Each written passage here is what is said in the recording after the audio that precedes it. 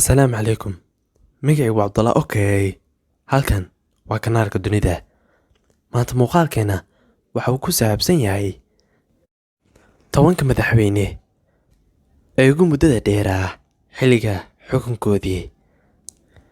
Madaxweynayaasha Afrikaanka waxay sameeyaan wax kasta oo suurtagal ah si ay xukunka uga sii nogaadaan, iyagoo lagu bedelayo dastuurka si meesha looga saaro xaddidaadda muddada madaxweynaha, ilaa cabsigelinta iyo qabshashada kuwa ka soo horjeeda in la xaliyo doorashooyinka, in lagu xadgudbo xuquuqda aadanaha. Doorashooyinka ka dhaca qaaradda Afrika ayaa inta badan la kulma rabshado iyo wareejinta xukunka ee isdaba jooga ah. Waxay ku kooban tahay dalal dhowr ah. Mar alla markuu madaxweynaha xafiiska la wareego, doorashada ama afgembiga la sameeyo, waxay bilaabayaan qorshayaal ku saabsan sidii ay xukunka uga sii jiri lahaayeen noloshooda oo ay xitaa abuuri lahaayeen nidaam siyaasadeed. Lambarka 1, Paul Biya, madaxweynaha dalka Cameroon, wuxuu la wareegay xafiiska Juun 30, 1975. Lambarka 2, Theodore Obiang, madaxweynaha Equatorial Guinea, Agoosto 3, 1979 ayuu la wareegay xafiiska.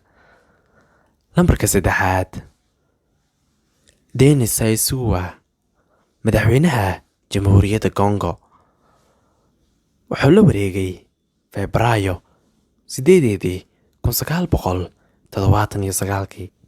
Lambarka 4, Yoweri Museveni, madaxweynaha Uganda, wuxuu la wareegay Janawari 26, 1986. Lambarka 5, Idris Deby, madaxweynaha dalka Chad, wuxuu la wareegay Diseembar 1990. Lambarka 6, Isaias Afwerki, madaxweynaha Eritrea, waxaa laga yaabaa inuu la wareegay 24, 1993. Lambarka 7, Paul Kagame, madaxweynaha Rwanda, Julaay 19, 1994. Lambarka 8, Ismaaciil Cumar Geele, madaxweynaha Jabuuti, waxaa laga yaabaa inuu la wareegay 8, 1999. Lambarka 9, Hage Geingob, madaxweynaha Nambia, wuxuu la wareegay Agoosto 28, 2002.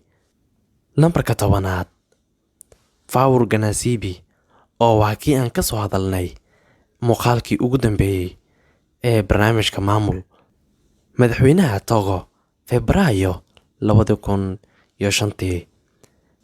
waxaa laga yaabaa inaad isweydiiso, barnaamijka maamul muxuu yahay, ama intarooga ugu horeeya ee muuqaalka ku soo gelaya.